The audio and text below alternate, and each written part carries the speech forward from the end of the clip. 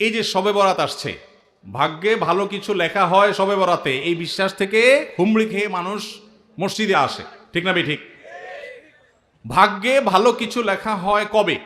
একটা হলো মানুষের সৃষ্টিরও 50,000 বছরে আল্লাহ তাআলা ভাগ্য নির্ধারণ করেছেন। আরেকটা হলো প্রতি বছর যেই রাতে আল্লাহ কোরআন নাজিল করেছেন, আল্লাহ সূরা দুখানে বলেছেন সেই রাতে অর্থাৎ লাইলাতুল কদরে আল্লাহ তাআলা সব গুরুত্বপূর্ণ বিষয় ধার্য করেন। শবে বরাত যেটাকে আমরা বলি মধ্য শাবানের রাত, এই রাতে ভাগ্য নির্ধারণ হয় এই মর্মে বিশুদ্ধ হাদিস বর্ণিত নাই। তারপরে আমরা জেনারেলি বলি ভাগ্যে যেন ভালো কিছু আল্লাহ লেখেন, আপনার নসিবে যেন ভালো কিছু আসে, আপনার রিজিকে যেন আল্লাহ বরকত দান করেন, এর জন্য বেশ কিছু আমল আমরা কোরআন হাদিসের আলোকে বলতে পারি, সাজেশন দিতে পারি। তবে তার আগে আমাদেরকে জানতে হবে যে ভাগ্য সুপ্রসন্ন হওয়া বা রিজিকে বরকত হওয়া বলতে কি বুঝায়। বা রিজিকে বরকত হওয়া বলতে বুঝায় আপনি যা কামাই করবেন এর ভিতরে আল্লাহ তাআলা কল্যাণ দিবেন, যা কামাই করবেন এর ভিতরে বরকত হবে, প্রাচুর্য না, অনেক টাকা না, যা হবে এটাতে কি হবে? বরকত হবে। আমরা কি বরকত চাই না সম্পদ বেশি চাই? বরকত চাই। বরকত যদি চান এক নম্বর হলো ঈমান এবং তাকওয়া লাগবে। আল্লাহ বলেছেন ওয়ালাউ আন্না আহলাল কুরআন আমানু ওয়াত্তাকাও লাফাতাহনা আলাইহিম বারাকাতিম মিনাস সামা। যদি কোনো জনপদের লোকেরা ঈমান আনে, আল্লাহর ভয় অন্তরে লালন করে, আল্লাহ বলেছেন আসমান থেকে বরকতের সব দুয়ার খুলে দেওয়া হবে। এজন্য ভাই ঈমান যদি থাকে, তাকওয়া যদি থাকে, গুনাহমুক্ত জীবন গড়ার সংকল্প যদি থাকে, বরকত আসবে জীবনে। নাম্বার 2, ইস্তেগফার বেশি বেশি করলে, আল্লাহ বলেছেন সূরা নূহের মধ্যে যদি কেউ ইস্তেগফার করে, নূহ আলাইহিস সালাম তার জাতিকে বলেছেন ফাকুল তুস্তাগফিরু রাব্বাকুম ইন্নাহু কানা গাফফারা ইউরসিলিস সামাআ আলাইকুম মিদরারা ওয়া ইমদিদুকুম বিআমওয়ালিন ওয়া বানিন ওয়া ইয়াজআল লাকুম জান্নাতিন ওয়া ইয়াজআল লাকুম আনহারা। আল্লাহ নবী নূহ আলাইহিস সালাম বলেছেন আমি আমার জাতিকে বলেছি তোমরা আল্লাহর কাছে ইস্তেগফার করো, ক্ষমা প্রার্থনা করো, বেশি বেশি ইস্তেগফার করলে আল্লাহ তাআলা রিজিকের মধ্যে বারাকা দিবেন, অভাব দূর করবেন, সম্পদে এবং আল্লাহ তাআলা বরকত দান করবেন। তাহলে 2 নম্বর আমল হলো ইস্তেগফার করা, রিজিকে বরকত হবে ইনশাআল্লাহ। নাম্বার 3, শুকর আদায় করা। আল্লাহ বলেছেন লা ইন শাকারতুম লা আযীদান্নাকুম। আপনি কোনো কিছু পেয়েছেন আলহামদুলিল্লাহ বলেন, যা পাইছেন শুকর আদায় করেন, আল্লাহ নিয়ামত বাড়ায় দিবেন। নাম্বার 4, দান সাদাকা করা। আল্লাহ তাআলা বলেছেন ইয়ামহাকুল্লাহুর রিবা ওয়া ইউরবিস সাদাকাত। আল্লাহ সুদকে ধ্বংস করবেন, তবে সাদকা এবং দান এটাকে আল্লাহ তাআলা বাড়িয়ে দিবেন। এজন্য কেউ যদি দান করে আল্লাহ তাআলা তাকে কি দেন? বরকত দান করেন তার রিজিকে। তারপরে 5 নম্বর হলো আত্মীয়তার সম্পর্ক রক্ষা করা। নবীজি সাল্লাল্লাহু আলাইহি ওয়াসাল্লাম বলেছেন মান সাল্লাহু আন ইউবসাতা লাহু ফি রিজকিহি আও ইউনসালাহু ফি আথারিহি ফালিয়াসিল রাহিমা। যে ব্যক্তি চায় তার আত্মীয়তার সম্পর্কে, যে ব্যক্তি চায় তার হায়াতে বরকত হোক, তার রিজিকে বরকত হোক, সেই জন্য আত্মীয়তার সম্পর্কের সাথে সম্পর্ক ভালো রাখে, আত্মীয়দের সাথে অর্থাৎ রক্ত সম্পর্কে আত্মীয়দের সাথে যেন সম্পর্ক কানেক্টেড রাখে, বিচ্ছিন্ন না করে, তাহলে তার রিজিকে এবং হায়াতে বরকত হবে। এবং সর্বশেষ আরেকটা আমল বলতে চাই, সেটা হলো খাবারের ক্ষেত্রে একত্রিত হয়ে বসে খাবার খাওয়া। এই সুন্নত আমাদের সমাজ থেকে বিদায় হয়ে গেছে, আমরা অনেকে জানি না।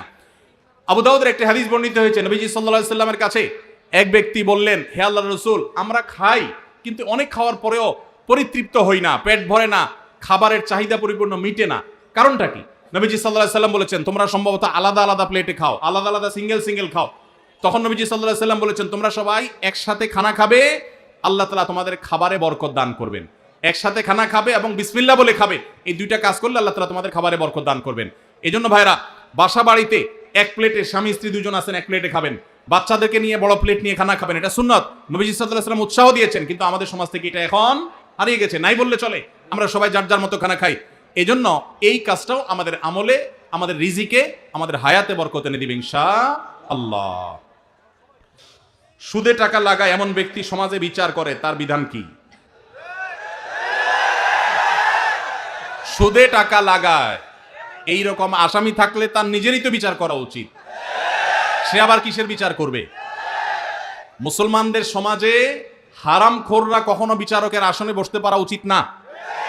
মুসলমানদের উচিত এগুলোকে সতর্ক করা, এগুলোর ব্যাপারে সতর্ক থাকা। আল্লাহ আমাদেরকে তৌফিক দান করুন। যে সমস্ত মানুষ হারামের সাথে খুল্লম খোলা সম্পর্ক, মুসলমানদের সমাজে কিভাবে তাদেরকে বিচারক হিসেবে ডাকেন? আর ভালো মানুষের কি অভাব পড়ছে এলাকায়?